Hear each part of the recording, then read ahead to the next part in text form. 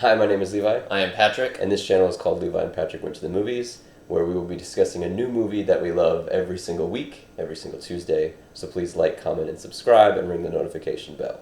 And this week, we are going to be talking about Pirates of the Caribbean, The Curse of the Black Pearl.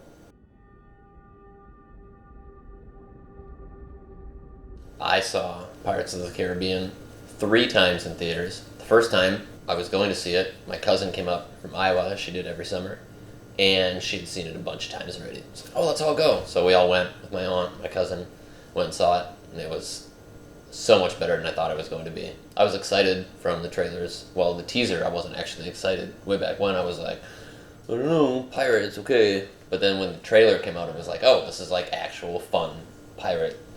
Well, the teaser didn't have a whole lot. It was just like, what, the skeleton foot coming down in the dust? Yeah. And I was like, pirates and bones, woo. But the actual trailer sold me. Yeah, what's really funny about that actually is my sister and I explicitly remember seeing that first teaser trailer and being like, well, I have to see that. Because all it was like an overhead shot of maybe a skull island with some sharks. And then, a skeleton foot stepped down and lifted off.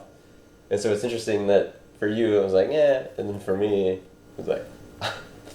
I also saw it 3 times in theaters, and I remember one of the times was our church would always do this. The whole church would have a camp out the first weekend of every August, and that summer it had been out, and I'd already seen it maybe once or twice. And so I remember convincing one of the older kids who had a license to take me, my sister, and a group of the other people to go see it, which I actually have a lot of memories about camping and needing to go see movies, but I just remember...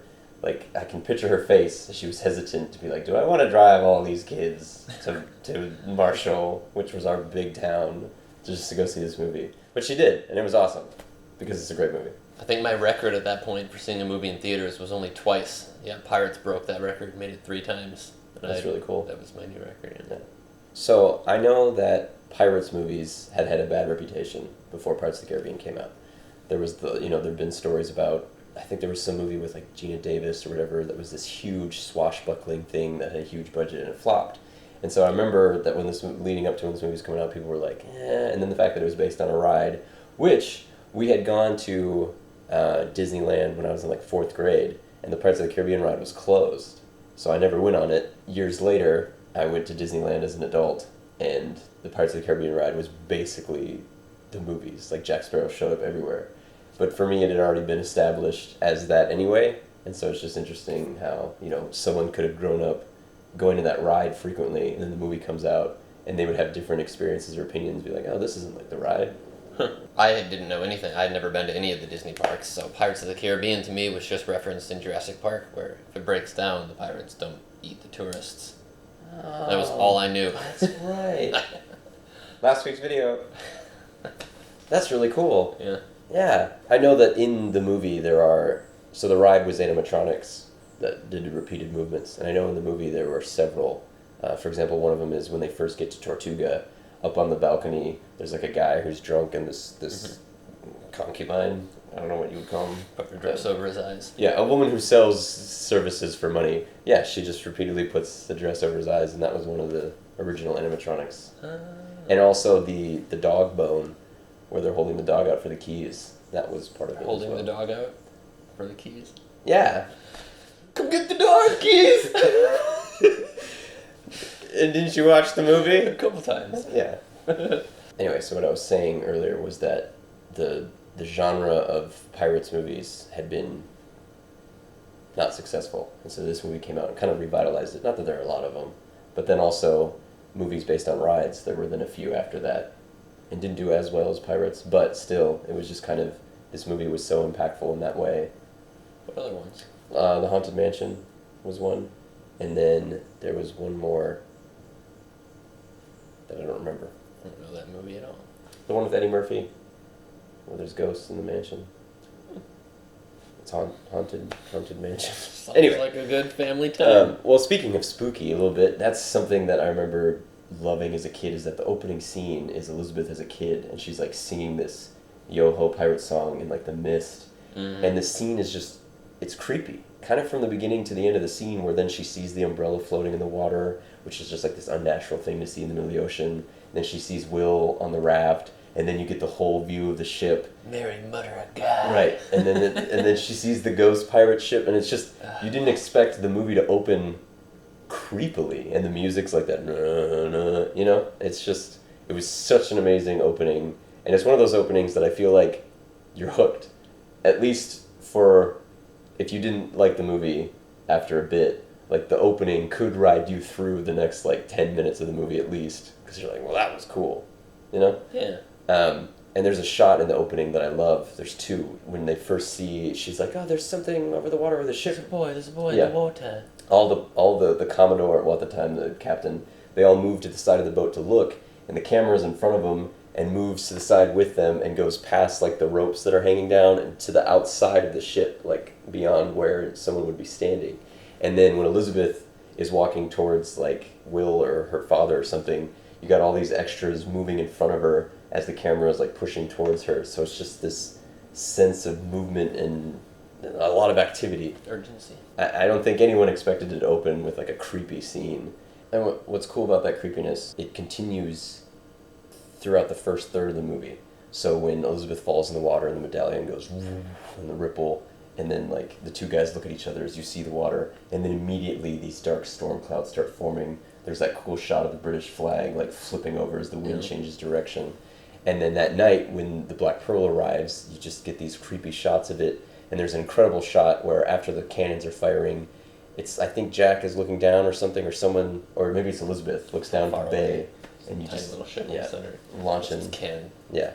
And then they come, the pirates attack, and it's such an incredible sequence. And you don't, obviously from the trailers you would know that they're, like, ghostly. But, like, Will stabs that one with the hatchet, but then it's back to life, and it's like, what the... And then, yeah, exactly. He's like, they're all kind of creepy and weird. And when they break into Elizabeth's house, she's like, don't open the door! And the guy goes, and then they, Boom! They shoot him. Body drops. And they're, like, chasing her upstairs. A shock. Yeah. And then she's in the closet, and you got this incredible shot of, like, the one dude's eye, and he's like, hello, Bobbit. And then they open it. And the pirates become a little sillier later as you get to know them, like, comedic relief, especially those two, with the guy with the fake eye and the parlay people. But it's just, it does a really good job of setting up, like, no, they are threatening. Like, they are. There are real stakes here. Because if it was just they were funny right away at the beginning, the movie would have a different, the villains would be intimidating. Yeah. And so the first third is, hey, these are real and the creepy pirates. And then, of course, the moon, and then his hand reaches in, and Jack is like, oh, that's interesting. Great setup. You know nothing of hell. Jack Sparrow's introduction is kind of the same way, where first it's really awesome, it's really epic, and then you get the comedy, like right after it, almost immediately after it. Right. Because this is just like, oh, he's standing up there, you know, shot looking up with him on the top of a mast, and it feels like this big epic ship where he's like on the top coming in, and there's a tiny little boat. Yeah. That's sinking. But the music is just so, like, oh, this is so cool. The Pirates theme, which is really very, very unique. Yeah. With him up there, his garb, with all his gadgets, his effects hanging off of him. So cool. Then he's, like, getting water out. A tiny little character thing that I love is his respect for the pirates that are hanging. Like, ye be warned, you know? He takes his hat off for them as he's passing by. Really like that. He immediately jumps off, and then there's that, cuts the shot, and he lands in water, and then he's scooping it out. Yeah. But the music continues being epic. I feel like it could have been very easy and maybe tempting to have the joke be the music cuts out, and then it's just sound effects of the bucket, right? And it still would have been funny, but the fact that they just continued it is a nice choice, because then it doesn't make the movie seem not like a spoof of itself, but it's just slightly different genre of comedy. So, Jack's character, he's very, very forward, you know, like, when he pulls up to the dock and just steps off right onto it, goes, talks to the guy, he's like, about 3 shillings, we forget the name, and he steals the guy's gold and goes on. His confidence, even after he pulled up on this little boat that sank, and he's still just Jack Sparrow going in, that, the whole introduction to him is wonderful. And that confidence is earned. And something we talk about Jack Sparrow is how there is some luck, kind of like the Joker, involved with his plans, but I feel like he is also very talented and skilled, genuinely. Like, he knows how to sword play, he knows how to, like, every part of the ships, And even at the beginning when he's first escaping after he has Elizabeth and he's like, this is the day you almost caught Jack Sparrow. He turns around, grabs the rope, kicks that thing because he knows it's going to launch him up. It's like where he's going to end up from there, that's kind of up to luck. Yeah. But he still lands on the thing and then he's able to, he flips the chain over and grabs it and then slides his way down like a zip line. And that's just something that comes from like experience. But his plan to steal the Dauntless is a smart, fun plan where they trick him with the ship because they know they can't get it ready. He has the idea to use the boat to go underwater with the canoe. Yeah. I love that part. The first time I ever saw in theaters was just like, this is so insanely clever. Of course, it probably wouldn't work, but so fun. So fun. The canoe where they're underneath the water and they can breathe because there's space. Because it kept air in it. It's like, this is either genius or madness. It's amazing how often those two traits coincide. Yeah. You know. Yeah. But speaking of Jack, A, getting lucky, but B, planning everything out. Even Will says it at the end. He's like, you've been planning this since the beginning. Ever since you learned my name. Jack's like, yeah. Yeah, because he did. That was the only reason he decided to go along with him in the cell. He was like, Turner, William, no doubt name for your father, eh? Huh. Like he's planning it all out. Like, this is the blood that they need. So if I keep this guy, I will have the upper hand with Barbossa and the gold and the Black Pearl at the end of the day, regardless of what happens, as long as we're all there, etc. Right. Planning it all out. Even if he's doing the pieces as they come at him, he's got this overall plan.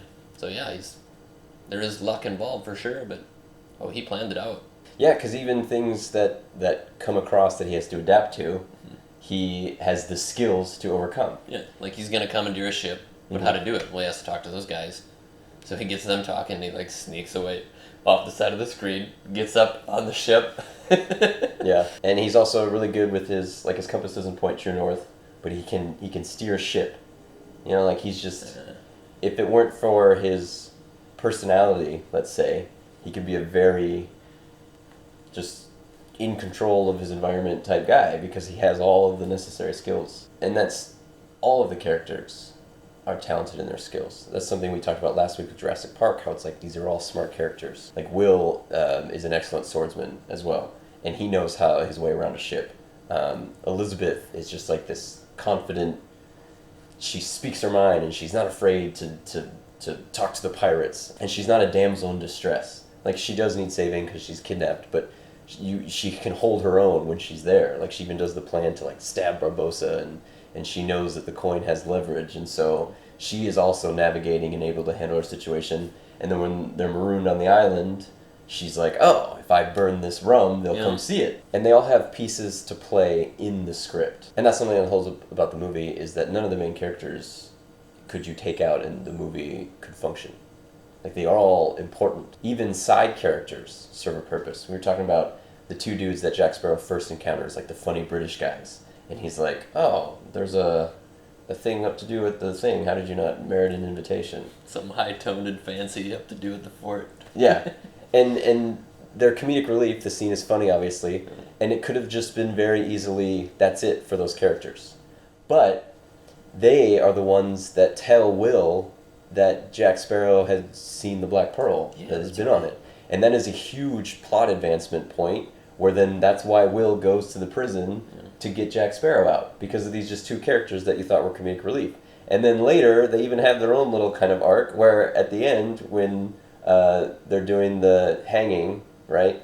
It's like a big to-do up at the fort, and they're there. They even have like the proper wigs on there. It's like white wigs. And you're like, yeah, bird poops on them. But it's just, even these just side characters serve a purpose. That first scene with them, where Jack gets him talking and then slunks away and gets on the ship. They go up there, you're not allowed to be aboard there, mate. So he's talking to him, and it cuts away. And when it comes back, they're all sitting down on the edge of the ship, like they're relaxing, and he's just telling stories. But it just cuts back to that, and he's like, and then they made me their chief. Yeah. As Elizabeth falls into the water. It's just like, Jack knows he's going to commandeer one of those ships, and he's still just working on it. Yeah. But it's so funny. It is, to think what happened in between there, where they're like, they got their guns pointed on him, like they're going to arrest him. And eventually they're all just hanging out, listening just... to Jack talk. In continuing this line of thought, how all the characters serve a purpose, the story itself is one of those stories that I love, where every scene only exists because of the scene that precedes it. Like it's a very, because A happens, then B happens, then C happens, and it's very linear. There aren't really any kind of scenes that you could just pull out that don't have an effect on the plot. And that's an idea in writing that I try to adhere to. The creators of South Park, actually, Matt Stone and Trey Parker, they have a video online that they talk about this, where it's as you're writing your story, the thing that happens next should be the word like, therefore, this happens. So a character makes a decision, therefore, this is the consequence. Whereas some stories are like, this happens, and then this happens. Yep. So there's just a slight difference where characters are moving through a plot that's completely external, and things are just happening to them, as opposed to characters or the story, something happens, and then now here's the second part that follows. Everything, at the end, when you look back, everything should feel inevitable. Like, there was no way it could have arrived anywhere other than here, because that's of every bit that happened, yeah. Right, yeah. I like that. Inevitable. From the very beginning, Elizabeth, she decides to take the medallion. So then that means years later, when she pulls it out, that's what causes the pirates to come. Jack tries to take a ship, gets arrested. That's how he ends up in the prison, which is then how Will gets to him. And then they're like, okay, well, we need to get a ship. So they have to steal one. And then, well, they have a ship, but they can't man it, so they have to get a crew. And so then they get the crew, and then it's like, well, we're going to go to where I know Barbossa is going to be. So they go to the Isle de la Muerta. And then, okay, their plan gets ruined because Will shows up, right? That's what happens. So then they get put on the island. It's like, okay, now that they're on the island, she does the thing with the rum to get saved, and then now they have to go, she says to the Commodore she'll marry him if they go get Will. And so every single scene is subsequent, and each character then has to make a new decision because of what has happened prior. It's a direct action consequence, and it's all motivated by the same plot, and it's a very well-written script. And it's full of, so Chekhov's gun is that thing in movies where if you see a gun in the first act, it has to be fired by the third. This movie is full of those, but you don't even know that they are, because things just come back into play that you didn't even think served a purpose. So many little examples of that are fun. When after the day where she falls in the water, Elizabeth falls in the water, her maid is helping her in bed, and she's talking about like, that Will Turner is handsome too. Well, she's putting like a pot of hot coals in the base of the bed to keep it warm. And then later, Elizabeth uses that to hit the pirate, and then he lifts it up with his sword, so now it's above him, and then she pulls the trigger to open it, so the hot coals fall on him. And it's like, so this throwaway thing that could have just been world building, or like indicative of the time, like, oh, they used to heat their beds with coals. Just a cool little thing. Ends up being how she gets away. Mm-hmm. And more examples of that, again with Elizabeth, the corset at the beginning. It could just be a throwaway joke about how she can't breathe in like women's society back in the day. But that's what causes her to pass out, to fall off, which is why Jack Sparrow comes to get her. And another one that I like is, at the beginning, Orlando Bloom, Will, makes the sword for the Commodore's gift. And the governor is like, tell your master, and he did fine craftsmanship. And it's like, oh, Will doesn't get the credit. Well, then at the end, the Commodore holds up the sword, and he's like, whoever made this with such care, I hope they do it in all aspects of their lives, talking about Elizabeth. And so it's just this little acknowledgement that I know you made this sword. Yeah. And you wouldn't think it would come back, because it's just kind of a throwaway thing at the beginning where it's like, oh, it's establishing that Will Turner doesn't get the respect of his skill. And then it's the moment at the end of the movie where you're like, oh, cool. And he's like a full-blown pirate on the pirate side, and Commodore is still respecting him and his decisions because he understands that Will is the good guy. Yeah. Yeah. Yeah, because that is a point they make a few times where you can be both. Mm-hmm. You can be a pirate and a good man. Yeah. Little life lesson there. You know? Next time you see a pirate, he could be a good man. Don't judge him by his cover. Or his eye patch. Or his hook. His eye cover. His eye. Oh. His peg leg. His leg cover. Yeah. Oh, that's another little example. The tropes of a parrot. There's a pirate in there that he doesn't speak, but his parrot speaks for him. And again, it could just be a throwaway joke. But at the end, when Jack is about to be hanged, he knows that his crew is near because the parrot comes and lands, and Jack sees it. So it's just like all these little things that come back that are just so cool that they didn't have to. Like the movie still would have been good without all these little moments, but it's just the whole movie is peppered with such these creative choices that, and that gives it a really strong repeat value. So if you haven't seen it in a while, just you could watch it, and each time you could find a new little thing. You're like, oh, that's cool. Another really strong one that I like is, so the whole movie Barbossa is talking about how he wants to eat apples. Like, I'm going to eat a bushel of apples. And he tries to get Elizabeth to eat one. And there's a scene where Jack is eating one in front of him. Oh, yeah. I love that. When Jack's, like, got the upper hand, he knows whose blood they need. And there's like, so you want me to sail away, or you want me to watch you sailing away with naught but a name? He's like, no. As he's got the apple, he's like, I want you to stand there as I sail away on my ship, and then I shout the name back to you. But also, the thing about where Elizabeth is like, it's poisoned. And Barbossa, he just laughs. Well, it's obviously not poisoned, A, because we need your blood, but B, no, I just really want an apple. Yeah. And I'm gonna have one. And so at the end, the little detail is, so he dies, right? Spoilers, he gets shot. And there's a shot of his hand unfurling and an apple rolls out. And it's easy to associate that, like, oh, he talks about apples the whole time, and like it's a cool dramatic shot of just an apple, you know. What it means is he had an apple on him during this whole final thing because he knew that when the curse was lifted, the first thing he was going to do is take a bite of an apple. Mm-hmm. And so that shot just becomes so much more, I guess for lack of a better word, important, at least to him, than just this cool dead throwaway shot. Yeah. It's he was going to eat that apple. There's the villain not getting the one thing he really wanted. Right, and so close to the end. Yeah, I love at the end when he slices his hand with the medallion in it and then throws it like that. Just the way he throws it after slicing it. Mm-hmm. I like that motion. It's also satisfying that you get to see Jack Sparrow as a skeleton at the end. You know, because it's been bad guys this whole time, and it's always fun in movies when the good guy gets to do the thing for a little bit. Yeah. Whose side is he on at the moment?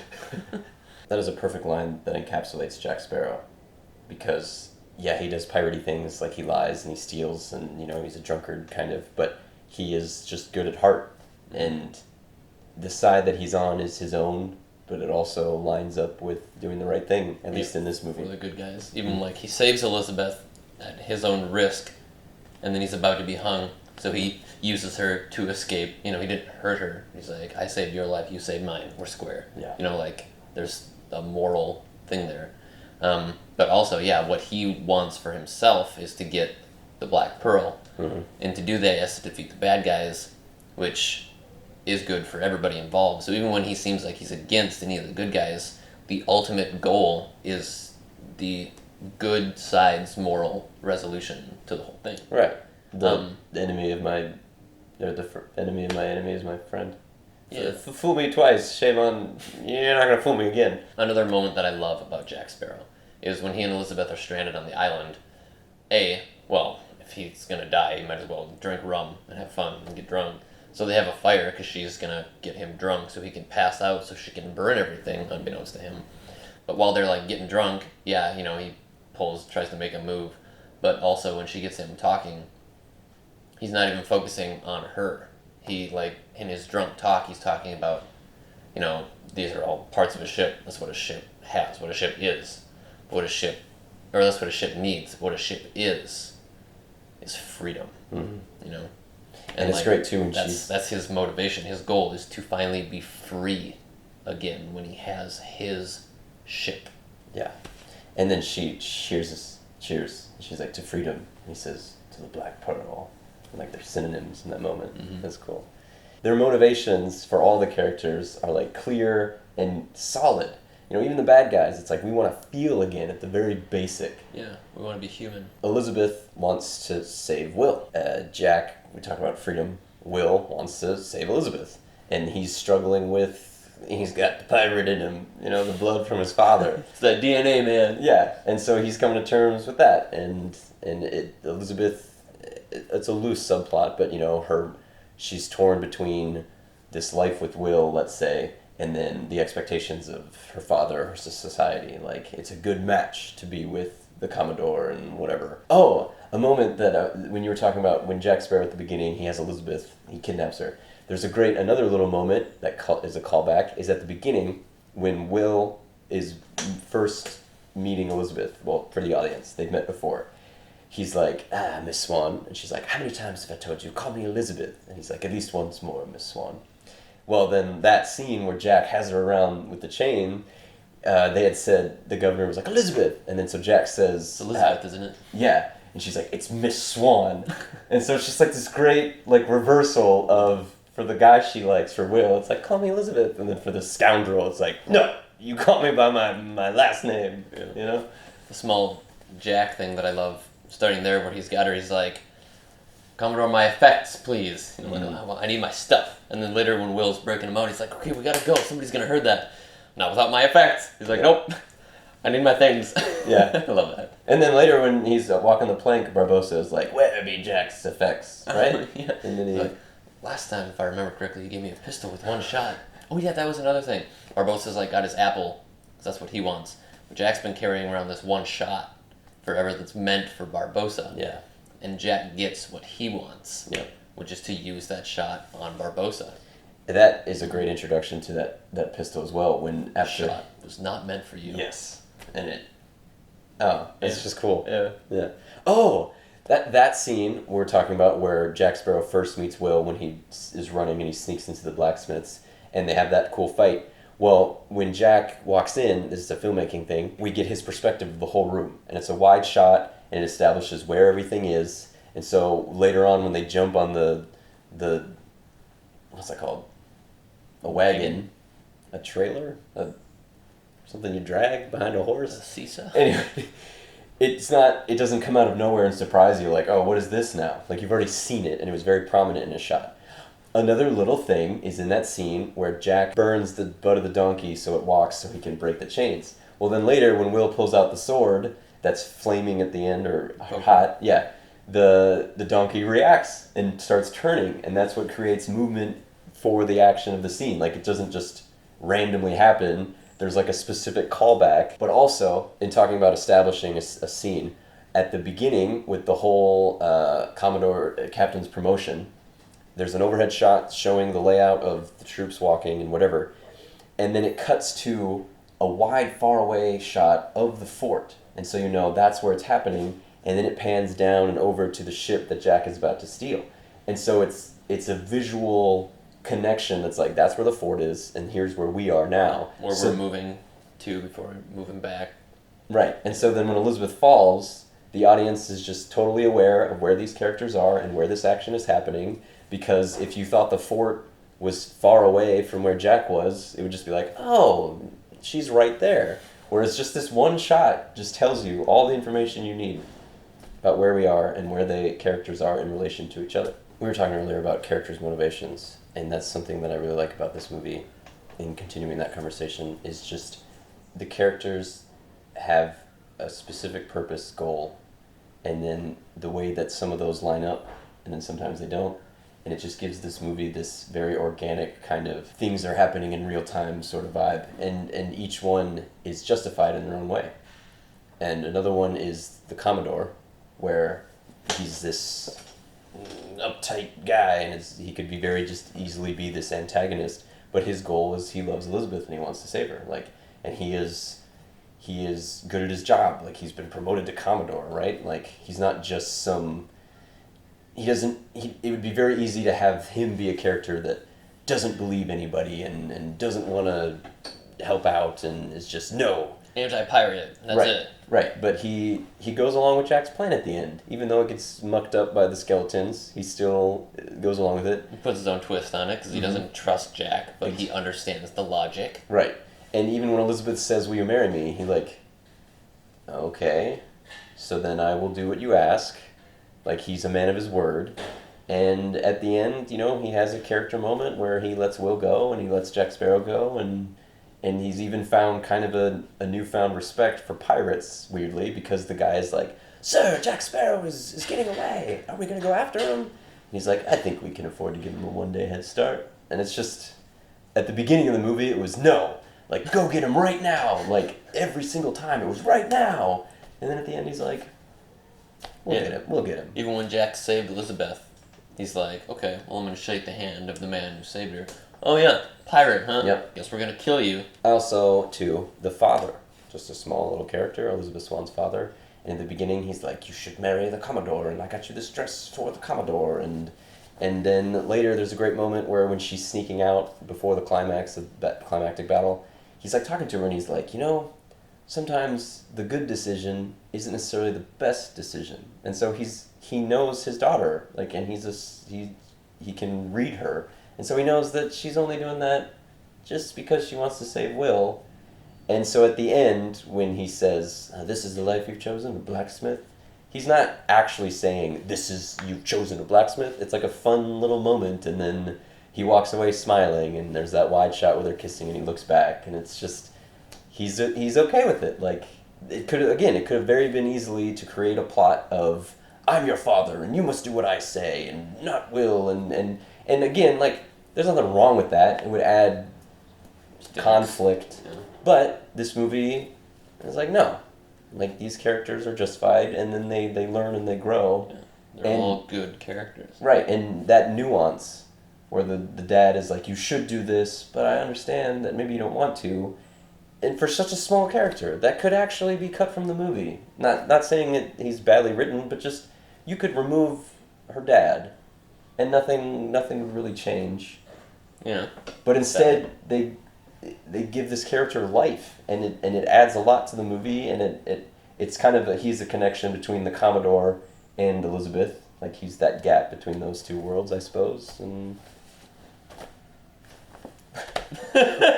I love the build-up and use of the skeletons. You get that first shot of the hand coming in through, and it's that, which is also, it's a match shot to when Jack sticks the dog bone out.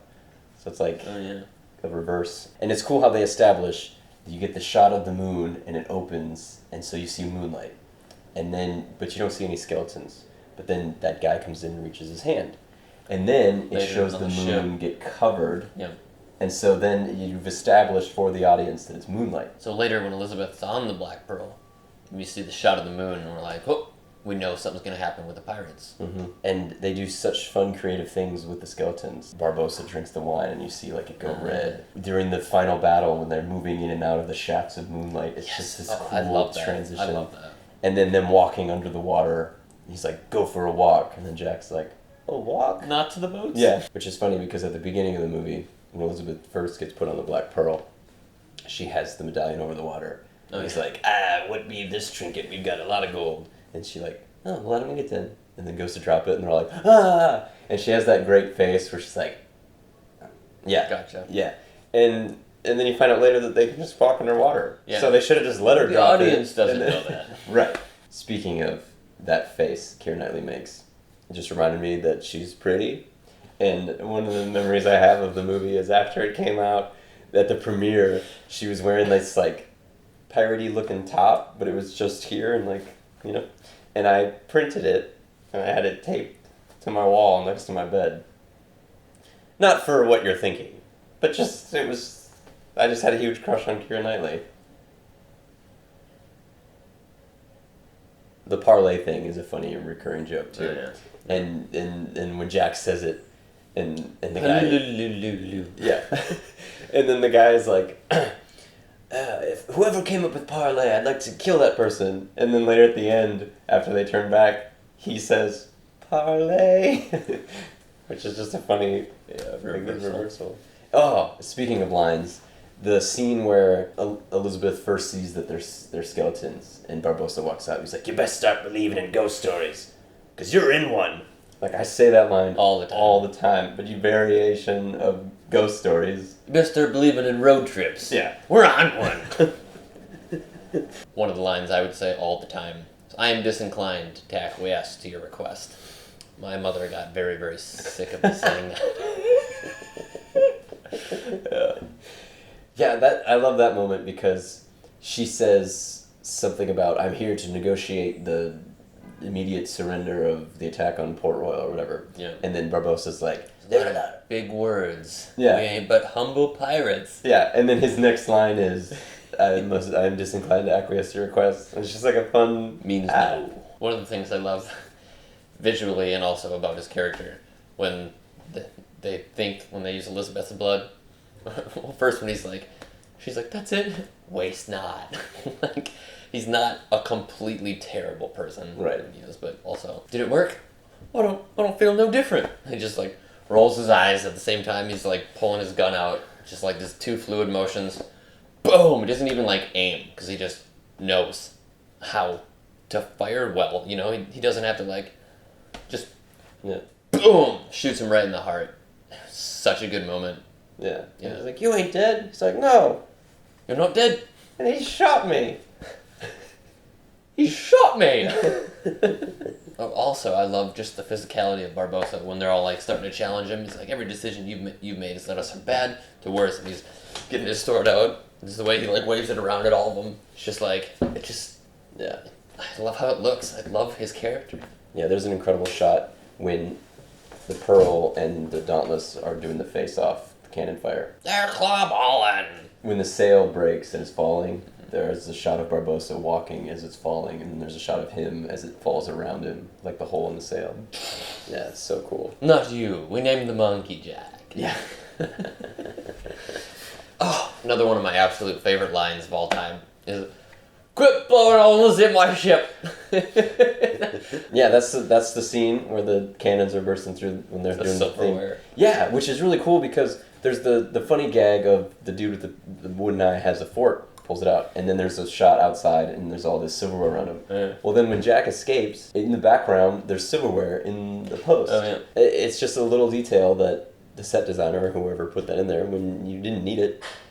Like, no one would have known or not known, and I don't think anyone would have walked up and like, hey, there was no silverware next to Jack Sparrow's head. Well, they shoot that time. Yeah, but it's there. Another moment I love is when Jack's talking to Barbossa about like when Will comes up and he's like hanging on the edge, taunting him. He's like, who are you? Or who's this guy? And Jack's like, he's nobody. He's got a beautiful singing voice. You nigga.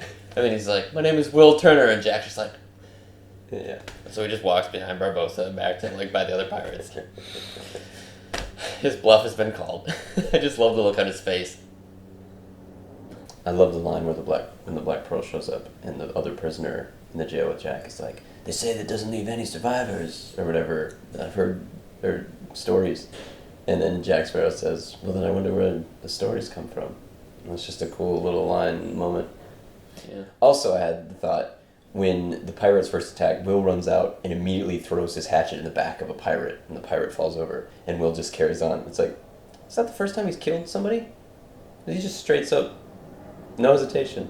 Because it seems to me that he probably hasn't killed anybody before that, and so it's just this amazing action moment of just... First kill. Yeah. Moving on. Actually, that's with Will, it made me think of that with the hatchet. Is when he goes to talk to the Commodore about, like, we need to find Elizabeth. And the Commodore's like, we'll get to it. He slams That's the not hatchet good down. enough. How did he get in there? Like, it's a fort, a British fort that's probably heavily guarded, and he gets all the way up to the Commodore, who's like the lead of this fort, next to the governor of the island, fully armed. And he's just a blacksmith in the town. Like, he's not in the military. He's not in any kind of shipping. And he just somehow gets all the way up. I'd have to look, because I think that, aren't they just out kind of like in the town? No, they're in the fort. They're in the fort? Yeah. Aren't there like people walking around in the background? I love the moments, well, you know, with his fake eye, you know, with the fork and the sound it makes, he like spits on it to clean it, you know? It's like, when they're back to being human, when they're done with all this and they have their money, he's like, we can get you a new eye, one that's made of glass instead of wood. This one does splinter something terrible. Yeah. It's like, that's so funny, but also, you care about these characters. Mm-hmm. These are like the two pirates of them all that you don't want to die because you like them. Right. And it's like, oh yeah, I can't wait for him to get his glass eye so that, you know, he can be comfortable. And they're kind of like a match for the two British comedy guys. So you got like the two funny ones and then the two pirate funny ones. Oh yeah. I also love it. Yeah, they make him dress in dresses. Yeah. And then he just rolls his eyes at him. He's like, Rowan. Yeah, you look nice. Yeah. I look nice! Oh, I love when, because Commodore makes them all go into their boats instead of on the actual ship. He's like, well, why are we on the actual ship, like Sparrow suggested? Because it was Sparrow who said it. Yeah. You know, like, I don't trust him. But then, the pirates are taking the ship. Now we got to get back to the ship, and all the cannon fire coming into the water as the ships are moving. Mm-hmm. That's a great shot. Oh, and I love, when Jack's making his deal with Barbossa at the end, he's like, I'll buy you the hat. A really big one. And then in all the other Pirates movies, Barbossa's always, he's got his hat. Whereas Jack, he loses his hat at one point in the water, and somebody finds it and he gets it back later. I don't remember if that's the third one. Anyway, so the pirates love their particular hats. Like, that's the seal on the deal for Barbossa. He's like, I'll get a really big hat with a feather in it when I'm Commodore. I love the build-up to the mystery of who Will Turner's father is. Like, and when Elizabeth says, Elizabeth Turner, like, the pirate looks at them and he's like, bootstrap. And you're like, what? And then Jack Sparrow finally tells Will who his father was, but there's a mystery around the name Turner for a while. Well, when the two comic relief pirates are talking with Gibbs and the prisoners in the cell, and he's like, I'll tell him the story! And he's like, so Barbossa tied a cannon to bootstraps. Yeah. That's such a great... Yeah, I love it. So the climax ends, Barbossa's killed, and then you still have this whole kind of extended sequence of fallout action with Jack Sparrow almost being hung. And then he jumps out, and when they pull him up with the rope, and he flies up out of the water, what's nice is that it's kind of bookending Jack Sparrow, where he's at the top when you first see him in the movie, and you think that it's like he's on the ship, and he jumps down, and it's like this small, dinky ship that's sinking. Whereas then at the end, he's in the water, flies up out and lands, and he's on the deck of a huge ship, his Black Pearl. And so his character, the scenes that he's introduced to and the scenes that end are like nice bookend. So at the beginning-ish, when Jack uses Elizabeth to escape from Norrington and them, he's like, you will all remember this as the day you almost caught Captain Jack Sparrow. Does his escape, with the rope. Mm-hmm. So at the end, when Norrington is letting him go, he's like, you will all remember this as the day you almost... And then he falls off the edge. So he doesn't get to finish that line again. We know what the line is, because we've heard it once. We're ready for it. It's like a half callback with a twist. His compass doesn't point north. We're not trying to find north, are we? I always thought that was like, huh? Similarly, a line that I like is when Keira Knightley, they're being chased by the Black Pearl, and she's like, but the Dauntless is the fastest ship in the Caribbean. You can tell them that when they've caught us. Yeah. Oh, I also really like, almost a callback thing again with Barbossa, is when Elizabeth makes the deal with him in the beginning, and she's like, well, you gotta take me back to Port Royal. He was like, something. And secondly, your return to Port Royal was not part of our negotiations, so we must do nothing. And thirdly, they're more like guidelines than actual rules. But then again, when Will makes the deal, like, the crew goes free. Yes, anything else. Or Elizabeth goes free, So then Will comes up and he's like, Barbossa, you lying bastard. And he's like, don't impugn me, honor boy. Like, we agreed on their release, yes, but it was you who failed to specify when or where. It was like, you got him. Yeah. Like, you guys got to make better deals with Barbossa because he's going to follow your rules and then walk around you. I really love that. And then guidelines is a continuing thread. Oh, yeah, that comes back. Yeah, Elizabeth says it to Gibbs. And then later Gibbs says it to Sparrow when he gets back on. So it's funny to think. Yeah, it's like a third callback. Yeah. Oh. And what's funny to think is that maybe then Sparrow might use that, or other characters in that crew will use it, and it comes from Barbossa, the bad guy. When Will and Sparrow are arguing after they get the Interceptor, or the Dauntless, whichever one, and he's like, my father was not a pirate. Like, I only went along with it because whatever. When Jack has him hanging out in the thing, he's like, I could let you drown, but I can't handle this ship on me onesie, savvy? So he's like, pirates in your blood, you're going to have to square it with that someday. And by the end of the movie, Will has squared with it and accepts it, and even Elizabeth has accepted it. Like, no, he's a pirate. Yeah. Like, so, not that it's a callback, but that came to fruition. Yeah, everything in this tight script. If it's there, like you said, the whole Chekhov gun, if it's there, it wraps itself up. Yeah. It's great. Well, and even Will, in that scene, he's like, you gotta wait for the right opportunity. Or later, he's like, you gotta wait for the right opportunity. The opportune moment. And Will knocks him out, and then pseudo messes up the plans. Yeah, I won't be your leverage. Because he hears talking about leverage to Gibbs, which is from the cell that he gets let out of. Man, callbacks galore. But then later at the end, when Jack Sparrow steals the coin, Will notices, and Will says, then because Jack looks at him and does, you gotta wait for the opportune moment.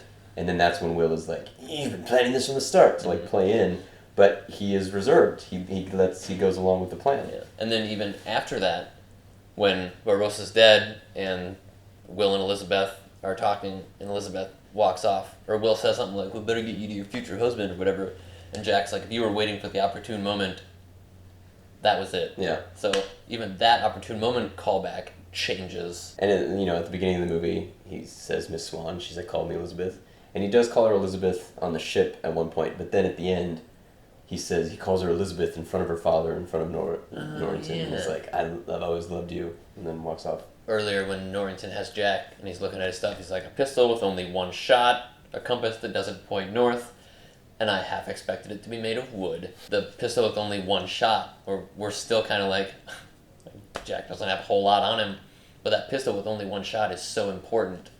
And it's funny that Norrington mentions there's only the one shot. That's the first time it's mentioned. I wonder that I have expected it to be made of wood. Is there stories about pirates where their swords are made of wood? Because I just thought there was like a Peter Pan thing. The Pirates of the Caribbean is obviously not referencing Peter Pan.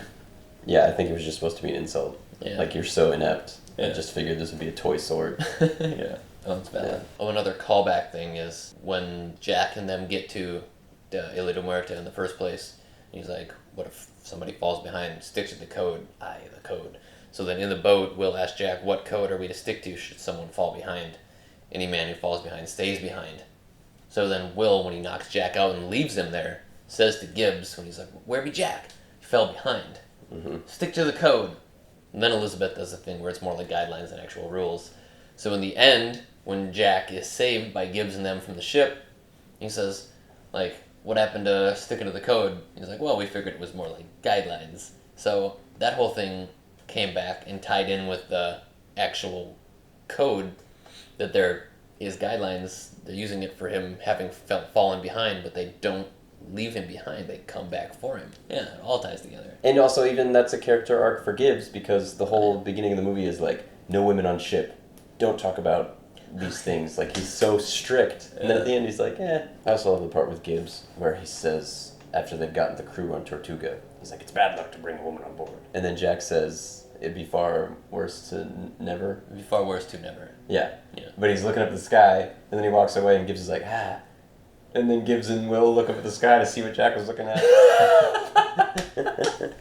Oh, another one of my absolute favorite lines is when Jack escapes from the island again and comes back to the pirates at the end, and Barbossa's just dumbfounded. He's like, "It's not possible. Not probable." It's so good. I love that. Oh, and when Jack's talking, the other pirate has his hand on him, and he's like, "Yeah." Yeah. It's crazy how the movie came out and then Jack Sparrow was immediately cemented in pop culture as a great character. Yeah, it's so unique. Even the way that, not just the way that he moves his hands and stuff, the way he talks. He's like, "I've heard of a ship supposed to be very fast, nigh uncatchable. The Black Pearl." And just the way that he talks is captivating. Yeah. Wasn't he nominated for an Oscar for it? No idea. I think. And I love how punctuated the ending is, where he, like I said, he flies up on the ship, like the music's swelling, and then he's like, it's calm as he touches the steering wheel, whatever you call it. He's captain of his ship again. And then he realizes, and then he tells the crew to go, and then there's movement and momentum. And then... That's right, yeah. Yeah, and then he's slowly doing it, and he does the yo-ho, mateys, yo-ho, and he slams it shut. Boom! Directed by bombastic music. And so you're just left with this feeling of... How awesome! Yeah. Well, I think that's all we have for today. As always, any of your favorite moments, your favorite lines, things you noticed, fun facts, anything, let us know in the comments. We would love to hear it. And don't forget to like, comment, subscribe, ring the notification bell, because we will have new movies every week, every Tuesday, and next week we will be talking about Toy Story. I'm Levi. I'm Patrick. And this has been Levi and Patrick Went to the Movies, Pirates of the Caribbean, The Curse of the Black Pearl.